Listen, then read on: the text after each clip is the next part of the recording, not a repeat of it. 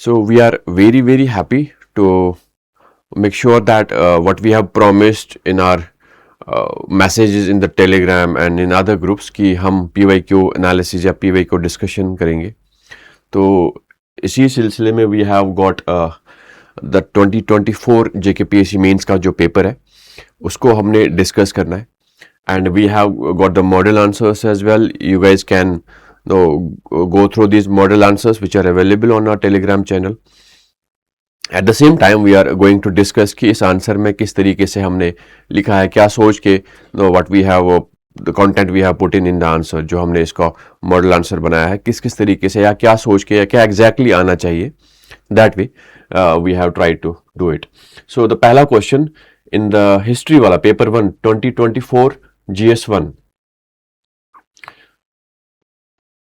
जो 2024 का जो मेंस था उसमें जो GS1 का पहला क्वेश्चन था, it was about how do paintings of Ajanta and the folk art of Kalighat reflect people's emotions, beliefs and social life. Now here we understand इस क्वेश्चन के दो हिस्से हैं, ठीक है. और how do paintings of Ajanta and folk art of Kalighat, यहां पे अजंता की पेंटिंग्स के बारे में, अजंता केव्स की जो पेंटिंग्स के बारे में बात हो रही है. And the folk art of Kalighat, Kalighat का जो फोक आर्ट है reflect people's emotions, beliefs and social life. एक तो वो कॉग्निटिव थिंग जैसे इमोशंस या बिलीफ्स, उसके बाद सोशल लाइफ कैसे वो रिफ्लेक्ट कर रहे थे. आर्ट फॉर्म कैसे इमोशंस, बिलीफ्स, सोशल लाइफ को रिफ्लेक्ट करता है. नाउ हियर उससे before we start, what we have to do is just understand the question first. इसके दो हिस्से हैं, दोनों पार्ट्स को एड्रेस करना है. Accordingly, we write our answer. उसमें Indian art is not merely an aesthetic pursuit but a profound mirror reflecting the complex interplay of human emotions, spiritual beliefs and the lived realities of its people. So what we have done is introduction लिखा है जिसमें हमने explain किया है कि Indian art actually क्या define करता है, कैसे हम आर्ट एज आर्ट फॉर्म को देखते हैं, किस तरीके से वो उस कल्चर के, उस सोसाइटी के जो सोशल लाइफ या जो भी इमोशंस, बिलीफ्स, इनको रिफ्लेक्ट करता है. ओवरऑल एक जनरल आर्ट फॉर्म के आर्ट के बारे में हमने डिस्कस किया है. उसके बाद फिर we had put in a connector. Art को फिर हमने जो मेन बॉडी है उसमें एक कनेक्टर डाल दिया है. Well Ajanta paintings were secluded monastic creations, Kalighat part paintings were mass-produced souvenirs for pilgrims. Yet both traditions pulse with human experience. This is called the connector. तो जब भी आप आंसर लिखो आपका इंट्रोडक्शन सेपरेट नहीं होना चाहिए. जब हम इंट्रो लिखते हैं, कहीं नॉर्मली इंट्रो हम एक जनरल या तो डेफिनेशन से लिखते हैं, हमारे पास कोई डेटा फैक्ट होता है उससे लिखते हैं. एक्चुअली हम क्वेश्चन का रूट देखते हैं कि रूट वर्ड क्या है क्वेश्चन में, उसको हम डिफाइन करते हैं, उसी को हम एक्सप्लेन करते हैं इंट्रोडक्शन में. बट जब हम बॉडी लिखते हैं कहीं ना कहीं हमारा जो इंट्रोडक्शन होता है वो कटा हुआ होता है, तो आंसर में वो फ्लो नहीं बन पा रहा है. उसके लिए एक कनेक्टर होना बहुत जरूरी है. यहां पे जो कनेक्टर है दैट इज वाइल जब हमने इंट्रोडक्शन लिखा उसके बाद जो बॉडी है दोनों को जो कनेक्ट करता है, एक लाइन जो कनेक्ट करती है that is while Ajanta paintings were secluded monastic creations, Kalighat part paintings were mass-produced souvenirs for pilgrims. Yet both traditions pulse with human experience. कैसे? वो आगे लिखा हुआ है. Ajanta painting spiritualism and courtly elegance, उसमें हमने एक्सप्लेन किया है इमोशंस, रिफ्लेक्टिंग इमोशंस, भावा जिसको कहते हैं. उसके बाद बिलीफ्स, दम्मा, ये सारी चीजें वी हैव. उसके बाद but the most important thing you will find out here is that we have tried to write example in each and every point. Normally आजकल क्या चल रहा है ना, which we have to understand. अगर 10 number वाला क्वेश्चन है तो हमको पॉइंट्स 10 होने ही चाहिए. 10 नंबर वाले क्वेश्चन में 10 पॉइंट्स आने ही आने चाहिए. एक उससे क्या होगा, दो फायदे. एक आपका जो कंटेंट है दैट मीन्स कि आपका कंटेंट बेटर होना चाहिए. साथ साथ में apart from 10 points examples, data, facts हर एक पॉइंट में आना चाहिए. क्योंकि आप जो बात कह रहे हो, for example if I am saying कि they serve as a visual liturgy of Mahayana Buddhism emphasizing the bodhisattva ideal, ये मैं एक बात कह रहा हूं, ठीक है, ये बात सच है कैसे, हाउ इज इट पॉसिबल, या कोई मेरी बात क्यों मानेगा, इवैल्यूएटर कैसे समझेगा कि मैं जो कह रहा हूं दैट्स एब्सोल्युटली राइट. राइट? तो मैं उस चीज को एग्जाम्पलीफाई करता हूं. वो कैसे? Here example, the Padmapani bodhisattva depicts the Buddha of compassion holding a lotus with half sized gaze reflecting karuna, compassion and detachment from worldly desires. अब इस एग्जाम्पल की वजह से ये वाला पॉइंट जो है वैलिड हो गया. ये हिस्ट्री वाले, कल्चर हिस्ट्री वाले पॉइंट्स में या क्वेश्चंस में we just write examples. Economy वाला कोई क्वेश्चन है तो we just substantiate with it facts. मैं कोई आर्ग्यूमेंट दे रहा हूं तो उधर मैं बाद में एक फैक्ट भी दे रहा हूं कि हाँ, this actually has happened, that's why I am saying this. तो वो ऑथेंटिसिटी मिलती है आपके पॉइंट्स की. Again moving forward, so this goes with this question. उसके बाद कालीघाट डिस्कस किया हुआ है. Kalighat and the satire and social transition, Kalighat folk art. उसमें क्या था? Originating in 19th century near the Kalighat temple in Kolkata, this art form moved away from temple walls to cheap paper, reflecting the bazaar culture and anxieties of changing society. मतलब ये court से जो है market तक आया. Satire and social life, satire का इसमें जिक्र किया गया है. Kalighat painters mocked the Babu culture, the westernised Indian elite who imitated British manners. मतलब एक मॉक कल्चर था, उनको क्रिटिसाइज किया जाता था कि भाई ये लोग, अंग्रेज आ गया, ये सारी चीजें.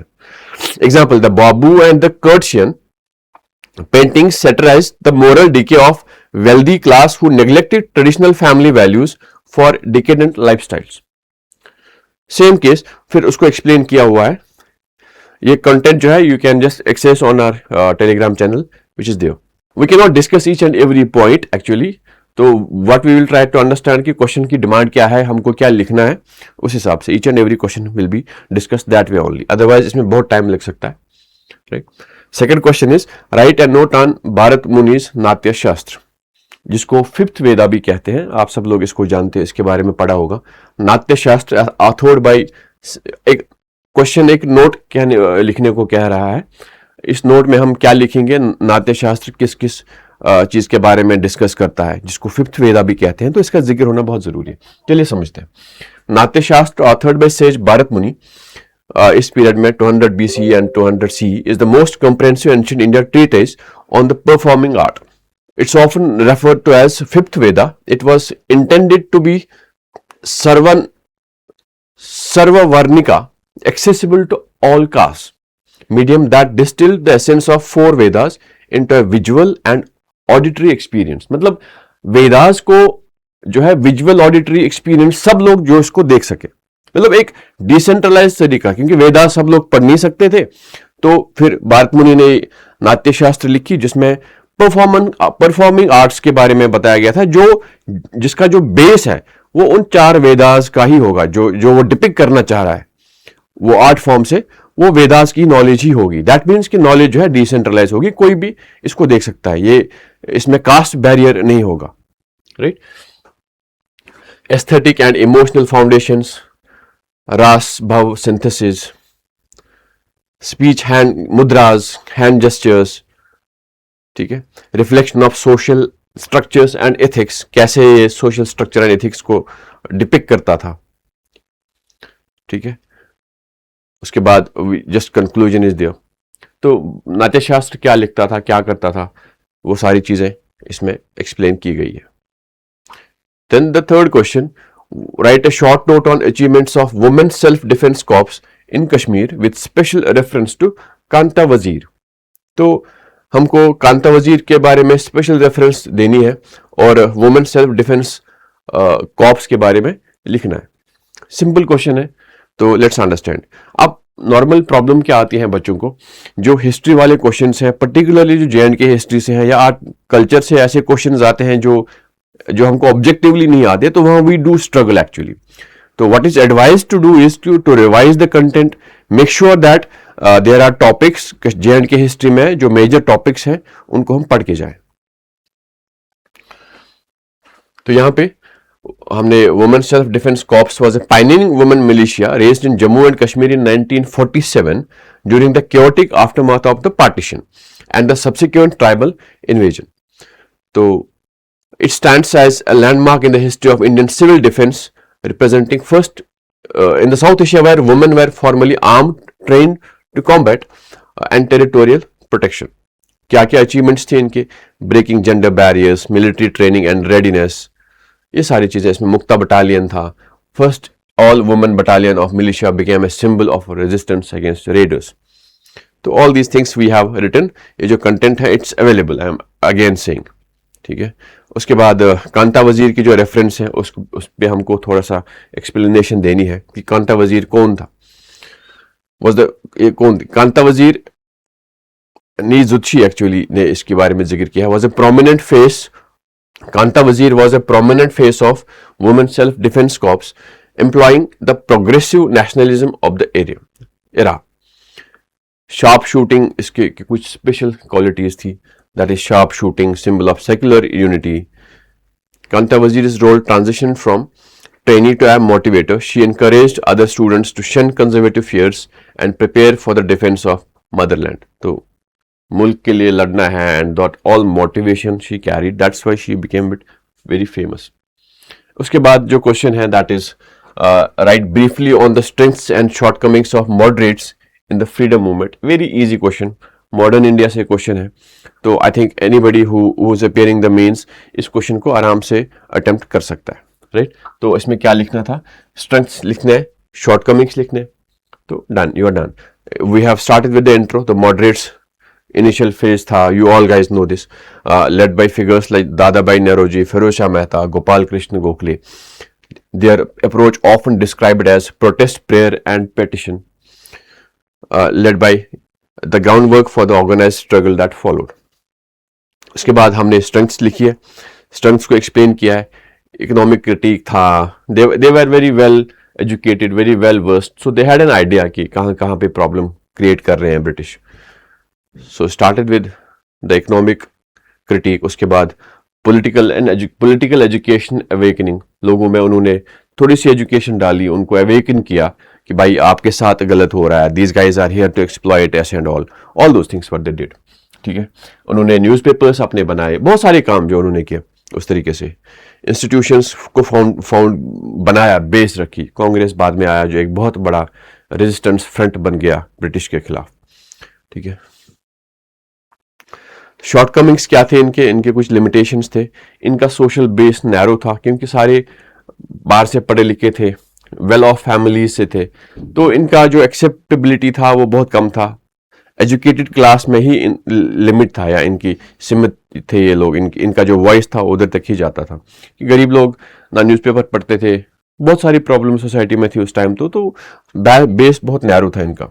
उसके बाद lack of faith in the masses, they believed कि भाई Indians can not be awaken as a whole nation, तो उनको लगता था कि धीरे धीरे ही होगा जो भी होगा, ठीक है। Loyalty to British crown, again they believed, they had a loyalty towards British crown, but initially जो वो काम करना चाह रहे थे it was within the framework of what British were doing, कि भाई इसी फ्रेमवर्क के अंदर हम थोड़े थोड़े कंसेशंस लेके जाएंगे, धीरे धीरे आगे बढ़ेंगे, राइट।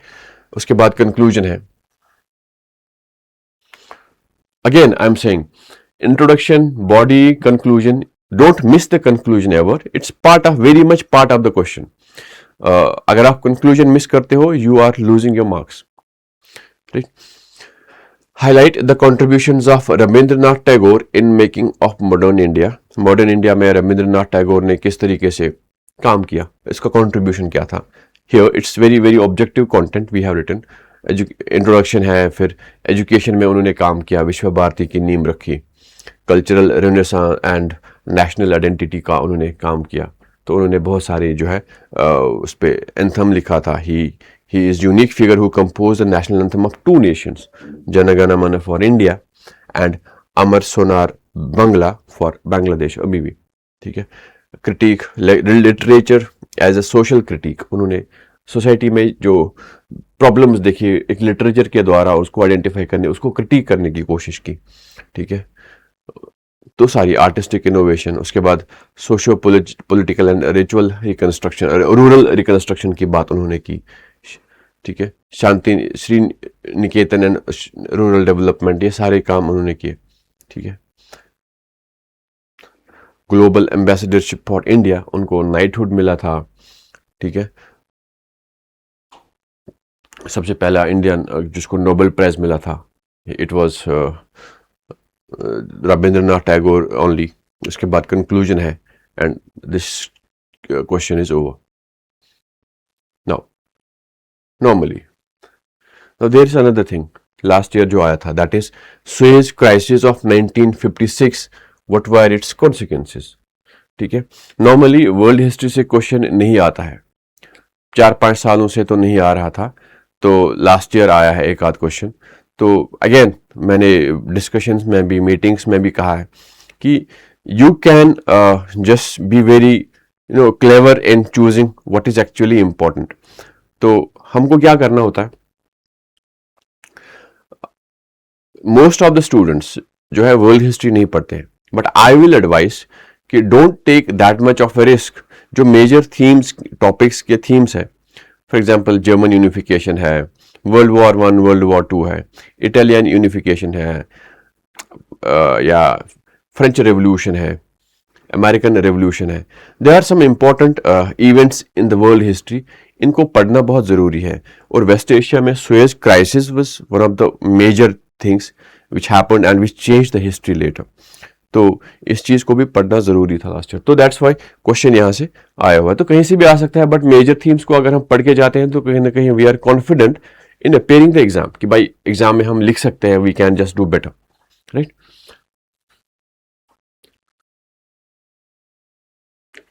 पहले इस क्वेश्चन में वी हैव जस्ट मेंशन कि जुलाई 26, 1956 में ये ट्रिगर हो गया. ठीक है, Nasir nationalized the Suez Canal as a vital waterway controlled by the British and French interests. Nasir's move was a response to the withdrawal of funding by the US and UK for the Aswan High Dam project. In a secret agreement, British, France and Israel planned a military invasion to regain the control of canal and topple the Nasir. अब the geostrategic significance of Suez Canal is very very important. अब जमाल अब्दुल नासिर जो Egypt के president थे उस time पे, तो उन्होंने उसको नेशनलाइज करने की कोशिश की. तो नेशनलाइज जब हो गया तो इजिप्ट का कंप्लीट कंट्रोल उस पर आता.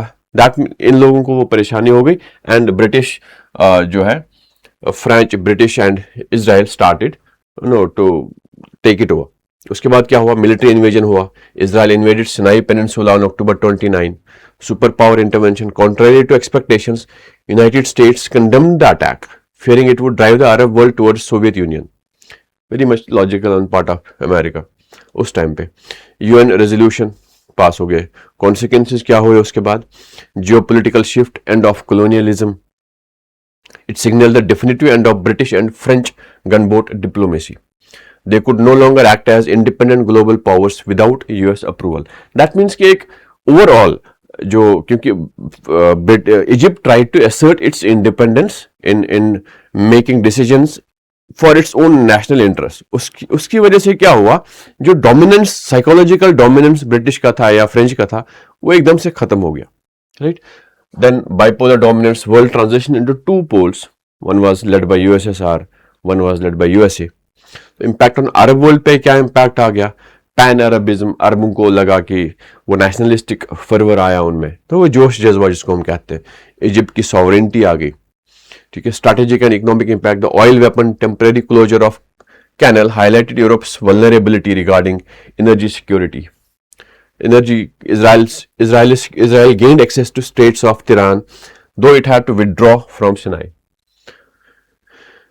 तो ये सारी चीजें हो गई, इनको लिखना जरूरी है, राइट. तो व्हाट एज एन एस्पिरेंट, अगर मैं कल एग्जाम में बैठता हूं and I this question comes, तो मुश्किल होता है कि मैं सारे पॉइंट्स इस तरीके से लिखूं, बट आई विल एडवाइस कि कहीं ना कहीं हमको ऑब्जेक्टिव रहना पड़ता है so as to get marks.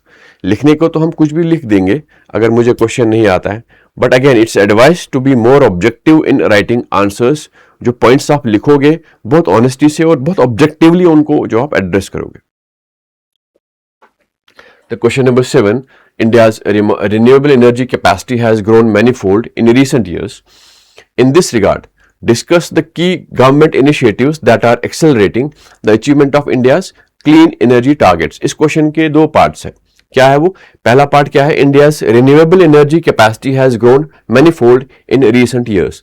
अब ये पार्ट जो है पहले हमको एड्रेस करना पड़ेगा. Here, India's renewable energy capacity has grown in manifold in recent years. अब जब हम इस क्वेश्चन को एड्रेस करेंगे before addressing I will write an introduction की, या तो मैं इंट्रोडक्शन ही इसको जो है वहीं पे हाईलाइट करूंगा। 10 नंबर वाला क्वेश्चन है, मेरे पास टाइम की किल्लत है तो मुझे सारी चीजें देखनी है, तो what I will do is I will just address renewable energy push कितना बड़ा हुआ है इंट्रोडक्शन में,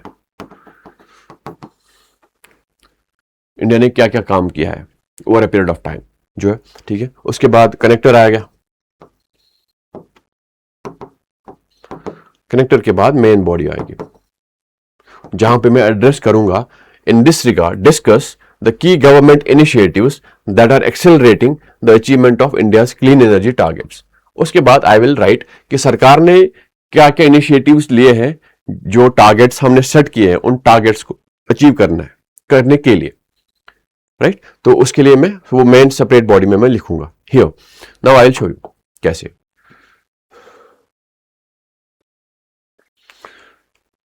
यहां पे थोड़ा एक्सप्लेन करके हमने लिखा है, सिंस ये एक मॉडल आंसर है तो उसमें हम कोशिश करते हैं कि ज्यादा से ज्यादा इंफॉर्मेशन आपको दे दी जाए हियर। तो इंडियाज एनर्जी ट्रांजिशन हमने थोड़ा इंट्रो लिखा है, बिट जनरल बट लिखना रहता है। उसके बाद आईएनडीसी एनडीसीज की बात की है, then we have given some facts about India's renewable energy, क्या क्या है, क्या क्या टारगेट्स हमने सेट किए। उसके बाद की government initiatives in this regard, वो क्या है, पीएलआई स्कीम्स है, सोलर एंड मैन्युफैक्चरिंग इकोसिस्टम को हमने किस तरह से बढ़ाने की बात की है, उसमें पीएलआई स्कीम है, सोलर पार्क स्कीम है, सूर्य घर मुफ्त, हर घर मुफ्त बिजली, वो सारी स्कीम्स हमने लिखी, right. And then decentralised and agricultural energy, PM Kusum, biogas and biofuels, off grid solar applications, waste to energy projects, small hydro power projects, हमने इसको बहुत तेजी से बनाने की कोशिश की। फ्यूचर रेडी इंटरवेंशंस क्या है, green hydrogen mission, viability gap funding for BSS, green energy corridors बनाए हैं, ये सारे हमने लिखे हैं। उसके बाद थोड़े फैक्ट्स लिखे हैं। Normally we don't write this much of factual content in our answers. कोशिश करो कि आप ऑब्जेक्टिव रहो, फैक्चुअल रहो, जितना ज्यादा फैक्ट दे सको उतना ज्यादा मार्क्स आप गेन करोगे। उसके बाद that's conclusion is and of the question. Question number 8, discuss the consequences of climate change on the food security in tropical countries. Climate change की वजह से फूड सिक्योरिटी पे जो ट्रॉपिकल कंट्रीज है, जो ट्रॉपिक्स के जो कंट्रीज ट्रॉपिक्स के आसपास रहती है, हियर अगर ये इफ इट्स अ ग्लोब तो हियर अगर इक्वेटर है तो ट्रॉपिक्स के आसपास जो कंट्रीज रहती है उन कंट्रीज पे एक जो क्लाइमेट चेंज की वजह से उनकी फूड सिक्योरिटी पे क्या इम्पैक्ट पड़ेगा। तो ज्योग्राफी का क्वेश्चन है ना, तो it's better to highlight via map. अगर आप मैप बना सकते हो वर्ल्ड मैप तो आसानी से जो है आप इस क्वेश्चन को अच्छे से एक्सप्लेन कर सकते हो। हियर क्लाइमेट चेंज कैसे होता है, क्या क्या प्रॉब्लम्स आती है, ठीक है। तो consequences on food security, declining food availability, production कम हो जाता है तो अवेलेबिलिटी में प्रॉब्लम आती है, वो कैसे होता है, यील्ड कंप्रेस होता है, वाटर स्कैर्सिटी से स्ट्रेस आता है, पेस्ट एंड पैथोजन माइग्रेशन, ये सारी चीजें होती हैं क्लाइमेट चेंज की वजह से जो अल्टीमेटली यील्ड को कम करती है, ठीक है। यील्ड कम हो गया तो प्रोडक्टिविटी या प्रोडक्शन अल्टीमेटली कम हो जाता है। उसके बाद इकोनॉमिक एंड न्यूट्रिशनल इम्पैक्ट, कैसे, जब प्रोडक्शन कम हो गई, फूड अवेलेबिलिटी कम हो गई तो फूड इन्फ्लेशन बढ़ सकता है, इन्फ्लेशन बढ़ेगा तो you need to pay more to buy the food, तो वो भी एक इम्पैक्ट है, प्राइस वोलेटिलिटी हो जाएगी, हिडन हंगर जिसको हम कहते हैं फिनोमेना वो बढ़ सकता है, लाइवलीहुड इरोजन्स होंगे, लाइवलीहुड इरोजन होगा तो you will not be getting more money to buy food, आपके पास लाइवलीहुड नहीं रहा तो you don't carry that paying capacity to buy more food, right? That's stability of supply chains होगा, जो supply chain जो food को farm से जो है आपके प्लेट तक लाते हैं, जो supply chains उसके लिए होती है, उनकी disruptions होंगी, कहीं पे बाढ़ आ गई, सड़क खराब हो गई तो food won't be available onto the plate, तो that problems arise. Forced migration because आग जंग मतलब क्लाइमेट चेंज की वजह से जो ट्रॉपिकल कंट्रीज हैं जंगलों में आग लगती हैं, एक्सेस रेनफॉल होने की वजह से क्लाउड बर्स्ट होते हैं, या क्लाउड बर्स्ट हो गया तो माइग्रेट करना पड़ता है, फ्लड्स आते हैं, या मतलब बारिशें नहीं होती हैं तो उस एरिया से माइग्रेट करना पड़ता है. All those problems rise. उसमें वे फॉरवर्ड, क्योंकि क्वेश्चन प्रॉब्लम स्टेटमेंट बता रहा है, तो you just need to provide way forward as well. Way forward हर एक क्वेश्चन में आप नहीं लिख सकते. जो क्वेश्चन प्रॉब्लम स्टेटमेंट होता है, जो एक प्रॉब्लम को हाईलाइट करता है, उस प्रॉब्लम को जब आप आंसर लिखते हो तो कहीं ना कहीं एक as a good aspirant we just need to provide way forward to that problem statement as well. कि भाई प्रॉब्लम तो है, आप सोल्यूशन भी बताते हैं, जिसको हम वे फॉरवर्ड कहते हैं. वे फॉरवर्ड में हम ज्यादा नहीं लिखते हैं, 2 से 3 point is more than enough.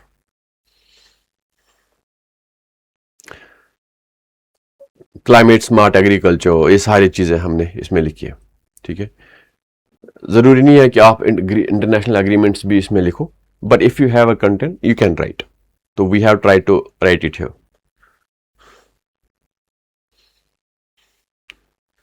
Evaluate the impact of, question number 9, evaluate the impact of improved road and rail connectivity on tourism and livelihoods in Jammu and Kashmir. Road connectivity improve हो गई, उसकी वजह से जो है tourism और livelihood पे क्या इम्पैक्ट पड़ेगा. ओब्वियसली ये पॉजिटिव इम्पैक्ट की बात यहाँ पे कर रहा है. ठीक है, तो क्वेश्चन के इंटेंट को समझना बहुत जरूरी होता है. ठीक है, जब भी हम इम्पैक्ट देखते हैं तो हम बहुत पॉजिटिव नेगेटिव पॉइंट्स लिखते हैं, बट हमको समझना होता है कि कितना पॉजिटिव हम इसमें लिखें या कितना नेगेटिव लिखें. कभी कभार क्वेश्चन हमको बोलने की कोशिश करता है कि ये क्वेश्चन में ज्यादा नेगेटिव पॉइंट्स पे फोकस करना है. ठीक है, उस इंटेंट को समझना. 2 चीजें आपको जरूर याद रखनी है. क्वेश्चन की एक डिमांड होती है कि भाई क्वेश्चन क्या कहता है. क्वेश्चन कहता है कि इन पॉइंट्स पे मेरा आंसर दे दो मुझे. ठीक है, दूसरा होता है intent of the question. Intent में आप समझते हो कि भाई क्वेश्चन मुझे किस डायरेक्शन में ले जाना चाह रहा है, क्या एक्चुअली चाह रहा है मेरे से. डिमांड के साथ साथ वो डिमांड किस कॉन्टेक्स्ट में मुझे लिखनी है, दैट्स द इंटेंट. उसको समझना बहुत जरूरी होता है. यहां पे क्वेश्चन पूछ रहा है discuss evaluate the impact of improved road and rail connectivity.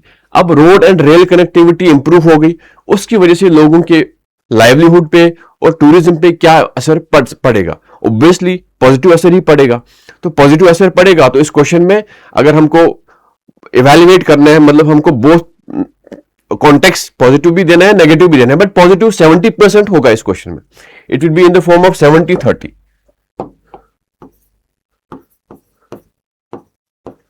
70 will be positive, 30 will be negative. अब रोड कनेक्टिविटी बढ़ गई, पहाड़ काट काट के रोड बना दिए गए, दैट मीन्स कि एक एनवायरमेंटल इंपैक्ट उसका होगा. राइट, तो उस कॉन्टेक्स्ट में we will have to write here. Let's understand. एक इंट्रोडक्शन लिखा, थोड़े से हमने एग्जाम्पल्स लिखे.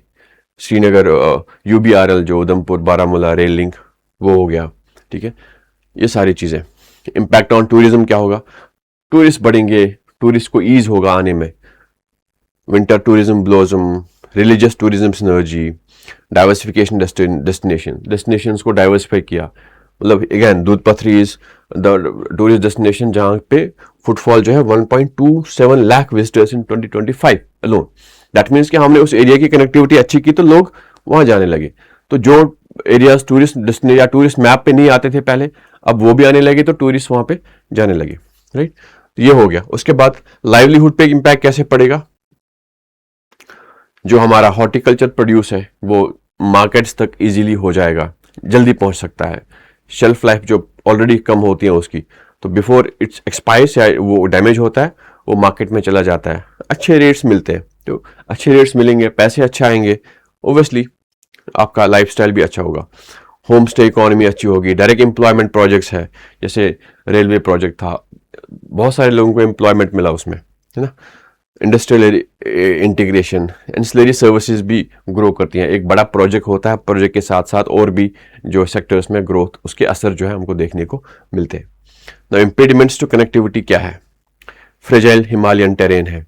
अब हिमालयन टेरेन ऑलरेडी बहुत फ्रेजाइल है. You understand guys from Jammu and Kashmir, Srinagar Jammu जो कनेक्टिविटी है, it's again it's very fragile. कुछ भी होता है, बारिश होती है तो पूरा पहाड़ सड़कों पे आते हैं, तो दैट फ्रेजिलिटी इज देयर. ये इम्पीडमेंट भी है, और जितना ज्यादा आप रोड बनाओगे उतना ज्यादा वो और फ्रेजाइल होता जाएगा. है ना, लैंड एक्विजिशन कॉन्फ्लिक्ट्स होते हैं, सिक्योरिटी पैराडॉक्स है क्योंकि जम्मू एंड कश्मीर है, ठीक है, तो ये सारे इश्यूज हमने इसमें लिखे हैं। Then goes question number 10, that is explain the geographical factors responsible for predominance of vineyards in the Mediterranean region। ये वर्ल्ड ज्योग्राफी का क्वेश्चन है। तो मेडिटेरेनियन रीजन में वाइनयार्ड्स की प्रिडोमिनेंस क्यों है, क्या क्या फैक्टर्स रिस्पॉन्सिबल है, पर्टिकुलरली ज्योग्राफिकल फैक्टर्स जो हमको लिखने उन पे एक्सप्लेनेशन देनी है। तो यहाँ पे भी ज्योग्राफी वाला क्वेश्चन है। If you are able to draw map, clear map, जहाँ पे आप मेडिटेरेनियन रीजन दिखा सकते हो और वाइन प्रोडक्शन उस पर्टिकुलर एरिया की कितनी है, क्या है, if you have an idea about it, you just write. Okay, the Mediterranean region is world's premier viticultural zone, accounting for a significant majority of global wine production. This dominance is not accidental, but is a result of unique environmental harmony, wherein climate, topography, and soil converge to create an ideal terroir for Vitis vinifera। ये जो वहां पे wine culture है, ठीक है। Climatic factors क्या है, Mediterranean climate है, कूपन क्लासिफिकेशन में इसको इस फॉर्म में हम लिखते हैं, is the most critical driver for vineyard success. क्यों मेडिटेरेनियन क्लाइमेट इसके लिए इंपॉर्टेंट है, समझते हैं। Solar incandescence and photoperiodism, dry summer होता है, समर्स काफी ड्राई होते हैं, बारिशें बहुत कम होती है। विंटर रेनफॉल रिचार्ज करता है। Diurnal temperature variation in coastal and hilly Mediterranean regions, hot days are followed by cool nights. This temperature swing helps the grapes retain acidity, which is crucial for balance and longevity of the wine. तो vineyards में आपको day का temperature बहुत ज़्यादा, मतलब अच्छा खासा गर्म चाहिए और रात को कूल होता है।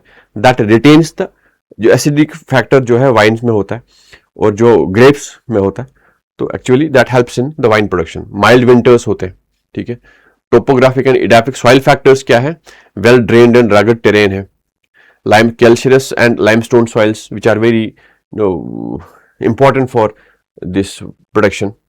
Terrace rossa soils, the iconic red earth of the Mediterranean, rich in iron oxide and clay, provides excellent water retention properties in an otherwise semi-arid environment। ठीक है, तो ये स्लोप भी जरूरी होता है इसके लिए। कोस्टल प्रॉक्सिमिटी है, उसके बाद ह्यूमन एंड हिस्टोरिकल सिनर्जी है, long term bio adaptation. Grapes have been cultivated here for over 5000 years. This has allowed for natural and human selection for varietals that are perfectly tuned to the local environment। अब 5000 साल से जो है आपने कोई crop वहां cultivate की है एक जगह पे, तो 5000 सालों में जो नेचुरल सिलेक्शन वाला जो आइडिया है जेनेटिक्स का, अब उस एनवायरनमेंट में वो बहुत सूट करता है। चेंजेस धीरे धीरे जो जेनेटिक चेंजेस जो होनी थी वो एनवायरनमेंट की वजह से अडॉप्ट होके चेंजेस आ गई, and now it suits there. That's very important factor, ठीक है। इरिगेशन, इनोवेशन, बहुत सारे काम उन्होंने किए हैं। तो this is how this question has to be answered. Discuss या क्वेश्चन नंबर 11, यहां से जो है 15 नंबर के क्वेश्चन स्टार्ट होते हैं, 15 मार्क पर क्वेश्चन। पहले 10 question are 10 markers and 11 to 20 it is 20 mark a question. Discuss in brief the growth of trade union movement in India from 1920 to 1930. Again, moving on to modern India. 15 number question है तो पहले 10 number में पूछ लिया, अब 15 number वाले में भी मॉडर्न इंडिया से क्वेश्चन आया है। तो क्या पूछ रहा है, discuss in brief the growth of trade union movement in India from 1920 to 1930। तो 1920 से 1930 तक इंडिया में ट्रेड यूनियन मूवमेंट की ग्रोथ कैसे हुई, ठीक है, लेट्स अंडरस्टैंड। तो इसके थोड़ा बैकग्राउंड हमने दिया है इंट्रोडक्शन में, वर्ल्ड वॉर के बाद किस तरीके से चेंजेस हो गई, ठीक है।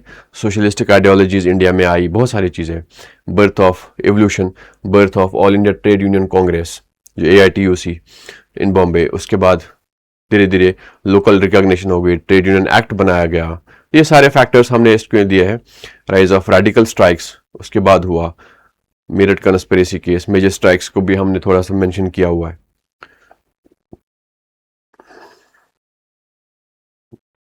देखिए कि 15 नंबर वाला क्वेश्चन है, we try to write more and more information in it, ठीक है। तो यहाँ पे हमने लीडरशिप का भी लिखा हुआ है, Lala Lajpat Rai, NM Joshi, BP Wadia, S.A. Dange, ये सारे लोग। Then the conclusion, right. उसके बाद question number 12, discuss Sufism in Kashmir with special reference to Mir Said Ali Hamdani. Again, I'm saying their Kashmiri J&K history is very very important, क्योंकि paper में 4 से 5 question J&K history से आ रहे हैं. That means कि ये topic world history से भी इंपॉर्टेंट है, तो आपको इसके बारे में पढ़ना बहुत ज़रूरी है, ऐसे ही नहीं जाना है. तो हमने टेलीग्राम ग्रुप पे भी शेयर किया हुआ है कंटेंट J&K हिस्ट्री का. Please go through that. बहुत ही क्यूरियस मेटिकुलसली डिज़ाइन किया हुआ है, सोच समझ के लिखा हुआ है, बनाया. टॉपिक्स का सिलेक्शन भी इंपॉर्टेंट है, ठीक है. एक बार उसको you go through it, go through that, आपका वो कॉन्फिडेंस जो मिसिंग होता है when it comes to J&K history, वो आ जाएगा उसको पढ़ के. Here, discuss Sufism in Kashmir with special reference to Mir Said Ali Hamdani. वो क्या है? उसके सूफिज्म पे क्वेश्चन है, सिंपल क्वेश्चन है. सूफिज्म कश्मीर में उसके बारे में डिस्कस करना है. एक जनरल क्वेश्चन, जनरल आइडिया है, with special reference to Syed Ali Hamdani. ठीक है. उसके पहले हमने सूफिज्म के बारे में लिखा. उसके बाद मीर सैयद अली हमदानी का कंट्रीब्यूशन क्या है, 5 पॉइंट्स है, 5 की points. Industrial revolution of craft, political ethics and governance, religious syncretism and mass appeal, establishment of khanqahs, tradition to Iran सगीर, ट्रांजिशन टू ईरान सगीर, लिटिल ईरान जिसको बोलते हैं, क्योंकि कश्मीर में ईरानियन कल्चर जो काफ़ी सारा आया था. अदर सूफी प्रैक्टिसेस इन कश्मीर, जिक्र, समा, जियारत, जोद, एसेटिज्म जिसको कहते हैं, ये सारी चीज़ों के बारे में हमने लिखा हुआ है. The influence of Hamdani and Sufis who followed him created Sufi Rishi culture characterized by, इसका जो बेसिक कैरेक्टरिस्टिक्स है सूफीज्म के वो फिर मेंशन किए हैं. Universal brotherhood, literary growth, social equality. उसके बाद कंक्लूजन लिखा हुआ है. ठीक है. Question number 13, what were the impacts of British deindustrialization of India on traditional artisanal industry and rural economy of India. तो व्हाट वर द, इसके 2 पार्ट्स है इस क्वेश्चन के. Understand what were the impacts of British deindustrialization of India on traditional artisanal industry.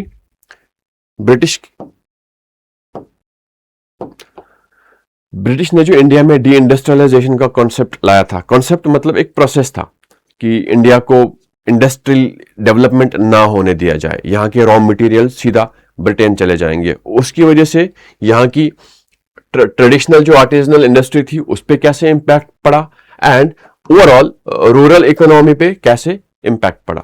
दोनों interconnected है, but हमको separate लिखने पड़ेंगे आंसर में, क्योंकि यहां लिखा गया है क्वेश्चन में. Here we understand. उसके बाद हमने थोड़ा इंट्रोडक्शन लिखा है. इंट्रोडक्शन में we have just try to mention कि ओवरऑल गिविंग आइडिया अबाउट कि हाउ इंडस्ट्रियल इंडिया कैसे मिड 18th सेंचुरी में एक इंडस्ट्रियल वर्कशॉप था यहाँ, क्योंकि स्मॉल स्केल पे ही था, बट जो है सेल्फ सफिशिएंट विलेजेस भी थे, हुआ करते थे, छोटे छोटे आर्टिजनल ट्रेड इंडस्ट्रीज, बहुत सारे जो काम थे वो लोकल एरियाज में ही होते थे. तो कहीं ना कहीं एक अच्छा सेटअप डेवलप हो रखा था. उसके बाद ब्रिटिश ने जो डी इंडस्ट्रियलाइजेशन का जो लाया था आइडिया, उसकी वजह से कैसे इम्पैक्ट पड़ा. क्लैप्स ऑफ टेक्सटाइल सुप्रीमेसी, वहाँ पे यहाँ से रॉ मटेरियल लेके वहाँ पे जो, क्योंकि इंडस्ट्रियल रेवोल्यूशन हो चुका था, फैक्ट्री प्रोडक्शन हो रही थी, तो वहाँ पे मशीन ने जो है कॉटन प्रोड्यूस करना, जो फैब्रिक प्रोड्यूस करना स्टार्ट किया, टेक्सटाइल प्रोड्यूस करना स्टार्ट किया था. तो यहाँ जो लोकल हाथ हैंडमेड जो टेक्सटाइल था वो ख़त्म हो गया, सस्ता आया. वहाँ यहाँ से रॉ मटेरियल जा रहा था वहाँ पे ब्रिटेन में, ब्रिटेन से फिनिश्ड प्रोडक्ट्स इंडियन मार्केट्स में बिकने शुरू हो गए थे. वो हैंकरचीफ की स्टोरी आपने सुनी होगी ना, कि Indian handkerchief versus the British जो फैक्ट्री मेड हैंकरचीफ, वो सस्ती है और क्वालिटी बेटर है और दिखने में भी अच्छी है, तो इंडियंस वर जस्ट लाइक इसको खरीद लेते हैं, राइट. यहाँ पे थोड़े फैक्ट्स हमने दिए हैं. उसके बाद लॉस ऑफ रॉयल पैटर्नेज. अब जो भी ये आर्टिजनल इंडस्ट्री थी, ये डेवलप इंडिया में ऐसे हुई, पहले कोर्ट्स में ही होता था, जो पेंटिंग्स कुछ भी जो आर्ट इंडिया में हुआ था वो कोर्ट्स, बादशाहों के जो है कोर्ट्स में ही होता था. धीरे धीरे वो ट्रांजिशन होके फिर गाँव की तरफ जाने लगा. लेकिन तब भी जो नवाब्स थे वो उसको पैटर्नेज देते थे, उनको अच्छा लगता था. बट जब ब्रिटिश आए तो पैटर्नेज खत्म हो गई, किंगशिप खत्म हो गई, तो हमारा जो है लॉस भी हो गया, right. Exploitation via the Dadini system. The East India Company forced artisans to work under Dadini system. अब ये क्या था? Where they were given meager advances and compelled to sell their products at prices 20 to 40% below the market value. मतलब आज भी कहीं ना कहीं ये फंक्शन करता है, बट इतना एक्सप्लॉइटेटिव नहीं होता था. होता क्या था कि आप एक आर्टिजन है, आपको पहले ही पैसा दे रखा है, ये लो एडवांस, मुझे इस इतना प्रोड्यूस चाहिए, प्रोडक्ट चाहिए आपसे, ले लिया. फिर क्योंकि आपने एडवांस ले रखा है, वो जो पैसा रेट सेट करेगा आप उसी रेट पे बेचोगे. नॉर्मली वो क्या करते थे, 20 से 40% जो है उसको कम, मार्केट रेट से कम पैसा देते थे. तो वो एक्सप्लॉयटेशन का एक तरीका था उनका. डिस्क्रिमिनेटरी टैरिफ पॉलिसी थी. ठीक है, इंडियन गुड्स जो फिनिश्ड गुड्स जो एक्सपोर्ट हो रहे थे उन पे ज्यादा टैरिफ्स था. ठीक है, जब फिनिश्ड जो फैक्ट्री मेड गुड्स इंडिया में आ रहे थे उन पे टैरिफ अलग था, तो ऑलमोस्ट जीरो था. तो that means disappearance of specialized skills, ये सारी चीजें. और रूरल इकोनॉमी पे क्या असर पड़ा? Process of ruralisation.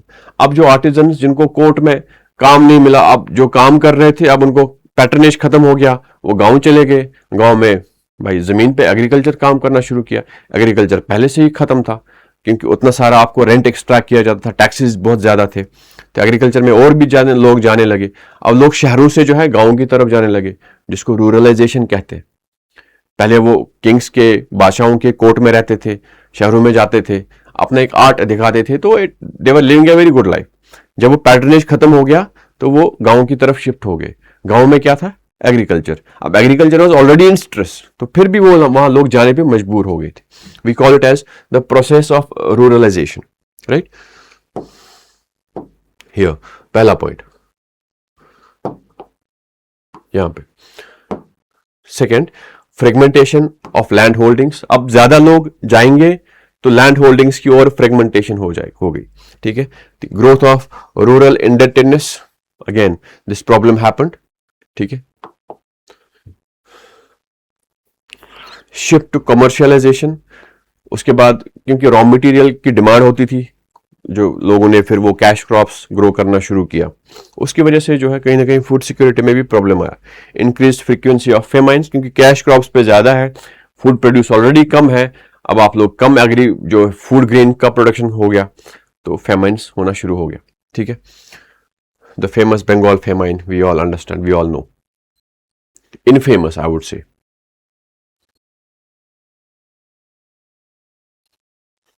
Question number 14. He was the first Muslim Indian. He was the first Muslim Indian who felt the need of a fresh orientation of Islam and worked for it.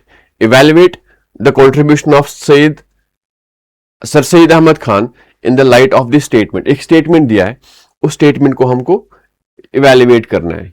ठीक है, इस statement के context में वो क्या था? He was the first Indian Muslim who felt the need of fresh orientation of Islam and worked for it. उनको लगा, ये पहला इंडियन मुस्लिम था जिनको ये लगा कि इस्लाम को जो है रीओरिएंट होने की जरूरत है, चेंज्ड पर्सपेक्टिव में अपने आप को अडॉप्ट करने की जरूरत है. This is what he felt and he worked for it. तो कैसे, वो कैसे काम किया, किस तरीके से किया, उसको हमको एड्रेस करना है. ठीक है, तो हियर कैसे लगा? पहले इंट्रोडक्शन, अगेन इवैल्यूएशन, कंट्रीब्यूशंस. क्या था उनका? Rationalist interpretation of religion. उनको लगता था कि we have to be more practical and rational, कि भाई जो चीज नहीं चल सकती है तो नहीं चल सकती, पहले में भी चलती होगी हियर. तो उनको लगता था साइंटिफिक, साइंस, कुरान, साइंस भी पढ़ना है, जो नॉर्मल एजुकेशन है उसको लेना जरूरी है, तब जाके आपको जॉब्स मिलेंगे, आप आगे जाओगे, ये सारी चीजें उनको लगता था. So he said, argued that a word of God could not contradict the work of God. He sought to remove the crust of superstitions, outdated interpretations that he believed had stalled Muslim progress. ठीक है, उसके बाद scientific society, उसने तहजीबुल इखलाक जो लिखा journal, उसमें उन्होंने ये सारी कहानी लिखी. उसके बाद अलीगढ़ मूवमेंट, MAO कॉलेज उन्होंने एस्टैब्लिश किया, अलीगढ़ जो वहाँ पे यूनिवर्सिटी बनाई. राइट, उसके उनको लगा था कि education is the basic weapon, जो फाइट कर सकता है, जो रैशनलिज्म ला सकता है मुस्लिम्स में. तो that's why he established a college over there. ठीक है, एडवोकेसी फॉर मुस्लिम एजुकेशन, जो वो बिलीफ रखते थे. ठीक है, social reform and women status. तो उनको लगता था पर्दा system is not know that valid and all. तो उस पर उन्होंने वो एंटी स्लेवरी एंड एंटी पर्दा, while his views on Muslim education were complex and evolved over the time, he spoke out against the rigid parda system and advocated for better treatment of women, arguing that a society cannot progress if half of its population is kept in ignorance. तो इन चीजों पे वो बात belief रखते थे। फिर उसके political stance जो था, it was guided by pragmatic need to safeguard Muslim interests under the British rule। तो कहीं ना कहीं उनको लगता था कि British have the capability to protect the interest of the Muslims, जिसके बाद वो थोड़े से क्लोज होने लगे ब्रिटिश के साथ। ठीक है, then there is conclusion and end of the question. Then question number 15, that is, to what extent did land reforms and the adoption of democratic institutions contribute to socio-political stability in post-independence India? Again, understand the question. To what extent did land reforms and the adoption of democratic institutions contribute to socio-political stability in post-independence India? Again, this question has two parts. Pehla is land reforms. To what extent did land reforms and the adoption of democratic institutions, एक तो land reforms ने और जो हमने democratic institutions बनाए आजादी के बाद, उनकी वजह से कैसे इंडिया में सोशियो पॉलिटिकल चेंजेस या स्टेबिलिटी आ गई। एक लैंड रिफॉर्म से, दूसरा जो हमने डेमोक्रेटिक इंस्टीट्यूशंस बनाए उसकी वजह से इंडियन सोसाइटी या इंडिया एज ए कंट्री कैसे स्टेबल पॉलिटिकल इकोनॉमी बन गया। तो उसको समझना है। ठीक है, लैंड रिफॉर्म्स ने कैसे, पहले इंट्रोडक्शन लिखा, उसके बाद कैसे ये कंट्रीब्यूशन है। Here contribution of land reforms to stability, again I am saying there are two parts of the question, तो we will have to address both this parts separately. ठीक है, कोशिश करो कि रिपीटेशन पॉइंट्स में ना आ जाए, सेपरेट पॉइंट्स दोनों, सेपरेट कॉन्टेक्स्ट दोनों पॉइंट्स दोनों पार्ट्स में हमको लिख सके।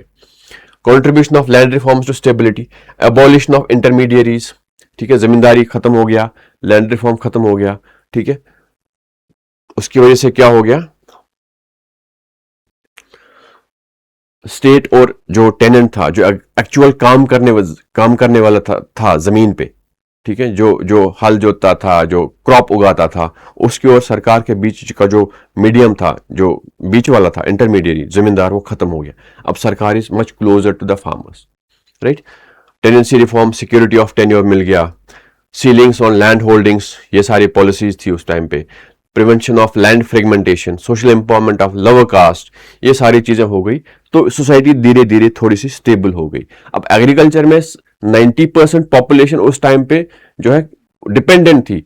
अब आपने एग्रीकल्चर में स्टेबिलिटी लाई, दैट मीन्स कि 90% ऑफ पॉपुलेशन स्टेबल हो जाएगी धीरे धीरे। This was the idea.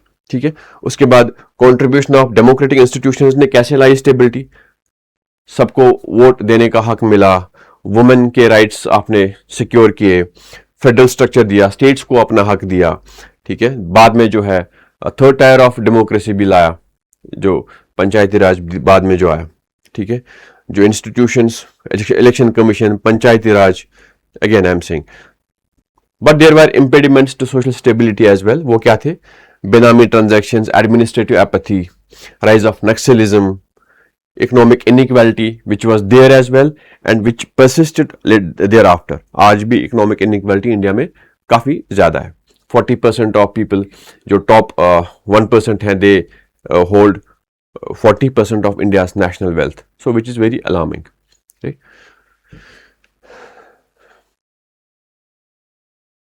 Here question number 16, discuss how recent policies on semiconductor manufacturing are influencing locational shifts in India's secondary sector industries। Question थोड़ा सा complex है जब हम इसको समझते हैं। क्वेश्चन क्या कहता है, this is the first step in writing a good answer, कि आप क्वेश्चन को, उसके रूट को समझ रहे हैं।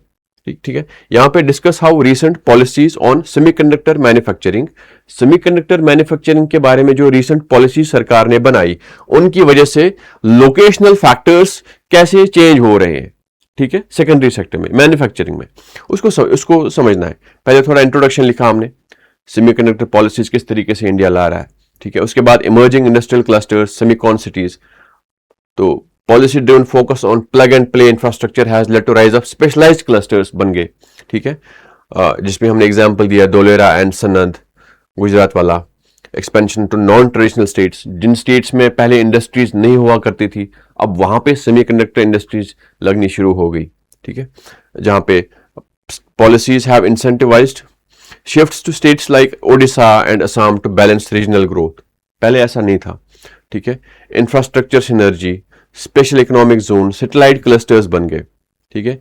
Integration of upstream and downstream industries, semiconductor policies are focusing a locational alignment between chip makers and industries that consume them। मतलब जो चिप मैन्युफैक्चर कर रहा है और जहां पे चिप यूज कर रहा है, मोबाइल मैन्युफैक्चरिंग में, इलेक्ट्रॉनिक्स, जितने भी हम इलेक्ट्रॉनिक इक्विपमेंट्स बना रहे हैं उनमें जो चिप्स लगते हैं, तो चिप्स और वो इलेक्ट्रॉनिक मैन्युफैक्चरिंग इंडस्ट्री को हम क्लोज लाने की कोशिश कर रहे हैं, तो उसके लिए हमने कुछ चेंजेस लाई है।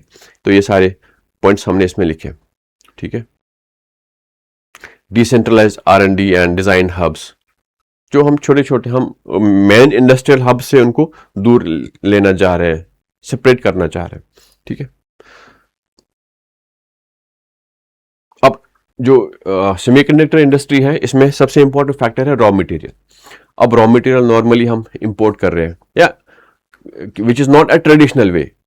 कोल इंडस्ट्री, ये इसके लिए सेपरेट लोकेशनल फैक्टर्स है, या जो हम कपड़ों की इंडस्ट्री है, जो हम बनाते हैं, फैब्रिक जो बनता है इंडिया में, टेक्सटाइल इंडस्ट्री जिसको हम कहते हैं, तो टेक्सटाइल के लिए जो कॉटन सेक्टर्स के जो जहाँ जिन एरियाज में कॉटन उगाया जाता है तो उन्हीं एरिया के आसपास होगा, ठीक है। बट यहाँ पे इट्स क्वाइट डिफरेंट, जहाँ पे पॉलिसीज मैटर करती है कि कौन सी स्टेट गवर्नमेंट ज़्यादा इंसेंटिव प्रोवाइड कर रही है। जितनी ज़्यादा इंसेंटिव करेगी उतनी ज़्यादा जो है सेमीकंडक्टर इंडस्ट्री वहाँ पे लगने की पॉसिबिलिटी है, क्योंकि इसमें रॉ मटेरियल हम तब भी हम इंपोर्ट ही करते हैं majorly. And one of the other factors that is recycling and circular economy. अब सेमीकंडक्टर इंडस्ट्री में हम जो इनपुट्स का यूज करते हैं तो कहीं ना कहीं हम इसमें रिसाइकलिंग पे बहुत फोकस करते हैं कि भाई रिसाइकलिंग से हम जो है जो इंपॉर्टेंट मेटल्स हैं उनको निकाल के we can use them again, तो उसके लिए भी पॉलिसीज सारी चीज़ें मैटर करती हैं। तो but that we have written, again you go through it, you will understand it in detail. Next question, question number 17, how has globalization impacted the rural urban divide in Indian society? Globalization ने Indian society में जो है rural urban divide को कैसे impact किया है, ठीक है। डिस्कस लिखना है, we have to discuss it, कैसे, किन किन तरीकों से, राइट। Let's understand. पहले अर्बनाइजेशन के बारे में हमने लिखा, तो economic disparity and income divergence. अब ग्लोबलाइजेशन से जिन जिन लोगों ने इसका फायदा उठाया वो रिच हो गए, जो बेचारे नहीं उसका फायदा नहीं उठा पाया, जिनको एवेन्यूज अवेलेबल नहीं थे, वो पीछे रह गए, तो वो डाइवर्जेंस हो गए। For example services sector concentration में जो IT रिवोल्यूशन आया उसमें वो हो गया, ठीक है, वो उसका सेम असर इंडस्ट्रीज पे नहीं हो पाया, एग्रीकल्चर पे नहीं हो पाया, सर्विसेज पे ज़्यादा आया, तो सर्विसेज सेक्टर ग्रो किया, तो ये दो सेक्टर्स नीचे रह गए, राइट। FDI इन्फ्लोज हो गया, कैजुअलाइजेशन ऑफ रूरल लेबर हुआ, ये सारी चीज़ें हुई।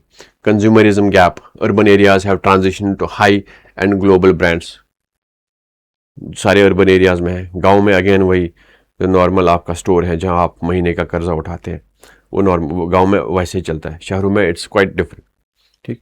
तो infrastructure and digital transformation, digital divide आया, जो शहरों में ज़्यादा डिजिटल कनेक्टिविटी है, डिजिटल ऑप्शंस अवेलेबल हैं, गांव में अभी अगेन द कनेक्टिविटी प्रॉब्लम्स है, डिजिटल कनेक्टिविटी, फिजिकल कनेक्टिविटी का प्रॉब्लम है, एनर्जी एक्सेस का प्रॉब्लम है। शहरों में अगेन वे आर सेइंग कि एनर्जी इज अवेलेबल, आपको बिजली 24 घंटा अवेलेबल है, गाँव में अभी भी 2-3 घंटा लाइट ही आती है, right. Socio cultural shifts and value systems इस पे लिखा हुआ है, ठीक है। आपके फूड हैबिट्स चेंज हो गए, रहने पहनने का तरीका चेंज हो गया, बट कुछ लोग वो डिवाइड उसमें भी आ गया, ठीक है। ये सारी चीज़ें इस पे डिस्कशन किया हुआ है, you just go through it.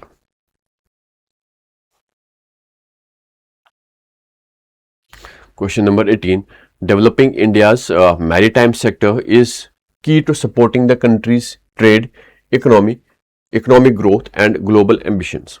Discuss in light of recent developments in the maritime sector.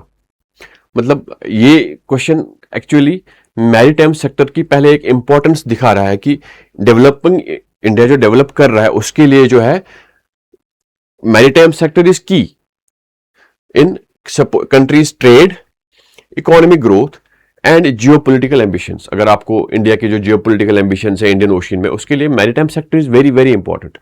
तो इसी सेक्टर में जो हमने रीसेंट पॉलिसीज डेवलपमेंट्स लाई, कैसे वो इस चीज को देख रहे हैं या कैसे इस पे वो इस पर्टिकुलर आइडिया को देख रहे हैं, लेट्स अंडरस्टैंड। फिर हमने इसको मैरीटाइम सिग्निफिकेंस क्या है, क्योंकि वो पहला पार्ट क्वेश्चन का वही है, दैट इज पहले इसको एड्रेस करना है। Developing India's maritime sector is key to supporting countries trade, economic growth and geopolitical ambitions. कैसे, just we address that part here. Supporting countries trade, 95% of India's trade by volume is by value is done through maritime routes only. Capacity expansion, a major port performance, ठीक है, connectivity integration with dedicated freight corridors जो हमने की। उसके बाद driving economic growth, blue economy जो नया जो हम वहाँ से करते हैं, शिप बिल्डिंग एंड रिपेयर, ये सारी चीज़ें। फुलफिलिंग जियोपॉलिटिकल एम्बिशंस कैसे, strategic corridors, India Middle East corridor जो अभी रिसेंट बना, तो सागर रीजन हमारा, नेकलेस ऑफ डायमंड्स, ये सारी पॉलिसी जो developing maritime infrastructure in friendly nations, example अलगेला in Mauritius, Duqm port in Oman, ये सारी चीज़ें हम कर रहे हैं। की इम्पेडिमेंट्स क्या है इसके लिए, last mile connectivity, inefficient rail road linkages है, हाई लॉजिस्टिक कॉस्ट है इंडिया में, रेगुलेटरी फ्रेगमेंटेशन है, टेक्नोलॉजिकल लैग है, एनवायरमेंटल कॉस्ट है। इंडिया क्या कर रहा है, रिसेंट डेवलपमेंट्स क्या हुई है, legislative overhaul, Indian ports act 2025, merchant shipping act, replace the जो पुराने लॉज बने थे सेंचुरी से पहले उनको चेंज किया, ठीक है, नए पोर्ट्स बना रहे हैं, ठीक है, शिप बिल्डिंग रिफॉर्म कर रहे हैं, ये सारी चीज़ें हम करने की कोशिश कर रहे हैं, ठीक है। उसके बाद हमने इसमें वे फॉरवर्ड भी लिखा है, not necessary in this question but again we have written here. Question number 19 in geography is temperature inversion, explain its impact on local weather conditions with suitable examples. Simple geography का question है। Normally the higher we go the cooler it is a simple rate, but in case of temperature inversion, the higher we go the warmer it is, ठीक है। तो inverse temperature जिसको हम कहते हैं, जिसको नॉर्मल लैप्स रेट से उल्टा होता है, ठीक है। तो इसको हमने एक्सप्लेन किया, सिंपल कॉन्सेप्ट है, you right it. Types of 3 type के टेम्परेचर इन्वर्जन्स होते हैं, radiation inversion, surface inversion, subsidence inversion और फ्रंटल इन्वर्जन। तो if you guys can make a diagram on it, very nice to discuss. No, geography के question में if you are able to draw a map, diagram, whatever, it always gives you more marks. Local weather conditions पे कैसे impact करता है, formation of fog and stratus clouds, trapping of pollutants, impact on precipitation, freezing rain, acoustic radio wave alteration, diurnal temperature range, ये सारी चीजें हमने लिखी है। तो this is and of the question. ये बहुत सिंपल क्वेश्चन था, तो इसका आंसर ऐसे आता, ठीक है।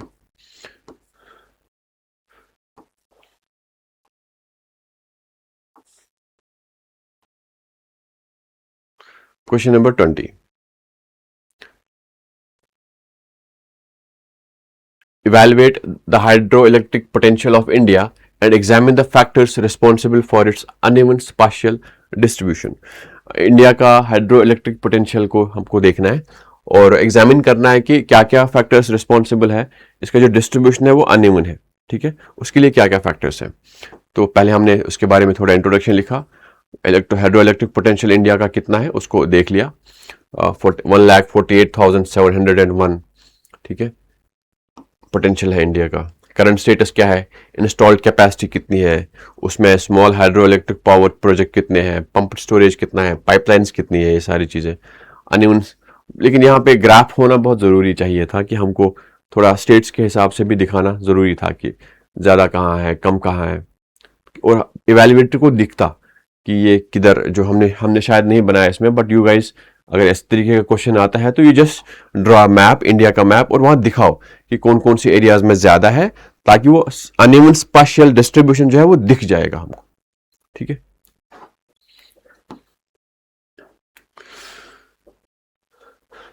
पेरिनियल वर्सेस सीजनल रिवर्स होते हैं, जहाँ पे सीजनल रिवर्स हैं जो सिर्फ बरसात में बहते हैं, तो वहाँ पे again you will have a less generation, you can't build a big power project over there, या रन ऑफ रिवर प्रोजेक्ट्स वहाँ पे आप बना ही नहीं सकते unless you have got dams, बड़े डैम्स।